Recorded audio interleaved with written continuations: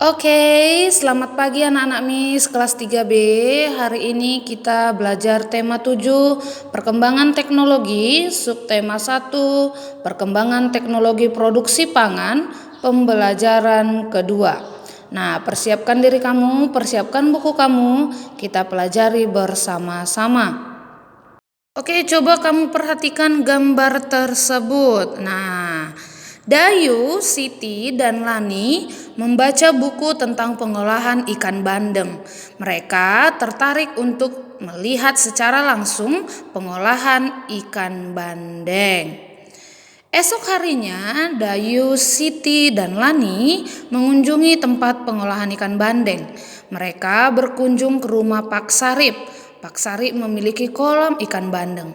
Pak Sarip juga mengolah ikan bandeng agar lebih awet. Pak Sarip membuat ikan bandeng presto. Dayu dan teman-teman ingin melihat proses pengolahannya. Nah, Dayu, Siti, dan Lani melihat proses pembuatan ikan bandeng. Kita baca bersama. Bandeng presto. Bandeng presto adalah ikan bandeng yang dimasak dengan menggunakan panci presto. Panci presto menghasilkan uap air bertekanan tinggi. Hal itu yang akan membuat daging ikan menjadi lunak.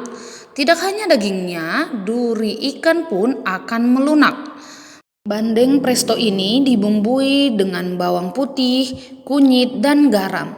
Ikan yang sudah diberi bumbu kemudian dibungkus daun pisang. Setelah itu ikan dimasukkan ke dalam panci presto yang dapat dikunci rapat. Lalu ikan akan matang secara merata. Setelah matang, bandeng presto dapat dikemas. Cara mengemas bandeng presto akan menentukan daya tahan ikan. Jika dibungkus plastik biasa, ikan akan bertahan selama 5 hari. Namun jika dibungkus dengan menggunakan plastik tahan udara, ikan akan bertahan hingga 3 bulan. Nah, itulah cara mengolah bandeng menjadi bandeng presto. Nah, di situ tadi ada katanya cara membumbuinya itu menggunakan bawang putih, kunyit, dan garam. Nah, selanjutnya kumpulan kalimat yang diberi warna berbeda disebut dengan paragraf. Ada beberapa buah paragraf yang terdapat dalam teks bandeng presto tadi. Nah, apa itu paragraf itu? Nah, perhatikan di situ ada 3 warna. Yang warna hijau itu paragraf pertama, yang warna merah itu paragraf kedua, dan yang warna biru itu paragraf ketiga. Nah, setiap paragraf memiliki kalimat utama dan kalimat penjelas. Nah, bandeng presto adalah ikan bandeng yang dimasak menggunakan panci presto. Itu untuk paragraf pertama. Paragraf kedua, bandeng presto ini dibumbui dengan bawang putih, kunyit, dan garam, lalu dibungkus daun pisang. Yang ketiga, setelah matang, bandeng presto dapat dikemas. Lengkapi informasi yang diperoleh dari teks bacaan bandeng presto. Nah, perhatikan di sini ada informasi 1 dan informasi 2. Oke. Teksnya bandeng presto menceritakan tentang pembuatan bandeng presto. Nah, informasi dari paragraf pertama, bandeng presto dimasak menggunakan panci presto. Informasi dari paragraf kedua, panci presto akan membuat daging ikan menjadi lunak. Lalu informasi yang ketiga, kemasan bandeng presto menentukan daya tahan ikan. Nah, itu adalah informasi yang kamu dapat dari ketiga paragraf itu. Lani, Dayu, dan Siti juga memiliki cara yang berbeda dalam menikmati buah-buahan. Misalnya, Siti menikmati buah-buahan ketika minum susu rasa stroberi. Dayu menikmati bolu pisang. Lani lebih suka makan buah apel. Semua suka buah-buahan, namun mereka menikmati buah dengan cara yang berbeda-beda. Setiap orang memiliki kebiasaan yang berbeda-beda juga. Oke, nah kita perhatikan pertanyaan-pertanyaan berikut. Dapatkah kamu menyebutkan perbedaan kebiasaan Dayu, Siti, dan Lani dari cerita tersebut? Nah, Lani, Dayu, dan Siti juga memiliki cara yang berbeda dalam menikmati buah-buahan. Kebiasaan yang berbeda merupakan bagian dari keberagaman. Nah, itulah kebiasaan mereka. Kebiasaan yang berbeda merupakan bagian dari keberagaman. Jadi kalau kamu berbeda dari temanmu, memiliki kebiasaan yang berbeda dari temanmu, itu termasuk keberagaman, ya kan? Ada yang suka minum teh pakai sedotan, ada juga yang tidak. Nah, itu termasuk juga ya nak, beberapa kebiasaan yang merupakan perbedaan menjadi keberagaman.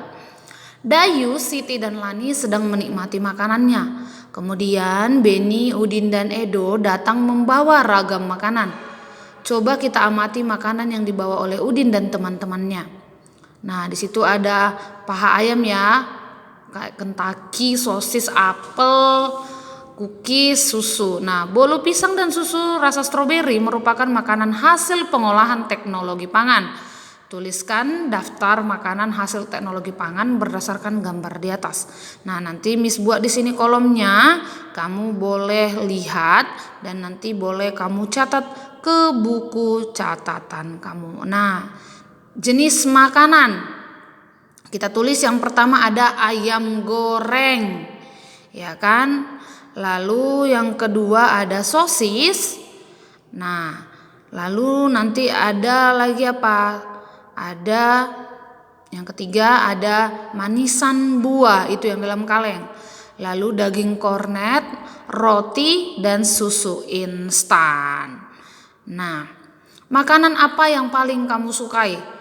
Sekarang coba tanyakan nanti mama atau adik atau abang kamu untuk mengetahui makanan kesukaan mereka. Nanti ini boleh kamu buat dalam bagan seperti ini atau dalam kolom.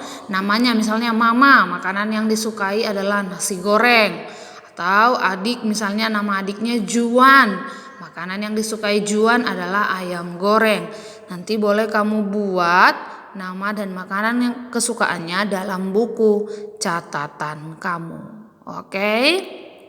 Nah, selanjutnya, apakah mereka menyukai jenis makanan yang sama?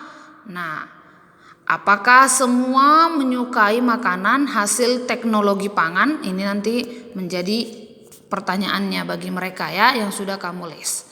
Oke.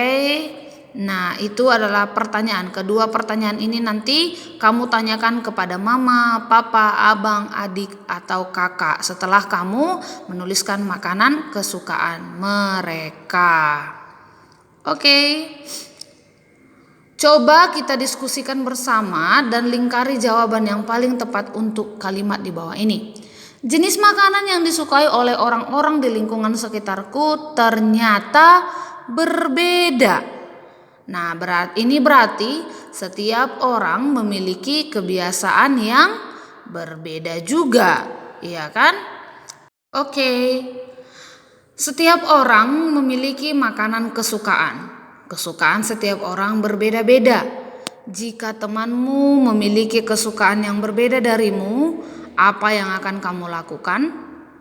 Nah, sikap memahami dan menerima perbedaan kesukaan setiap orang yang sesuai dengan pengamalan Pancasila, sila ketiga yang berbunyi Persatuan Indonesia. Jadi walaupun berbeda-beda tetapi tetap satu jua atau Bhinneka Tunggal Ika.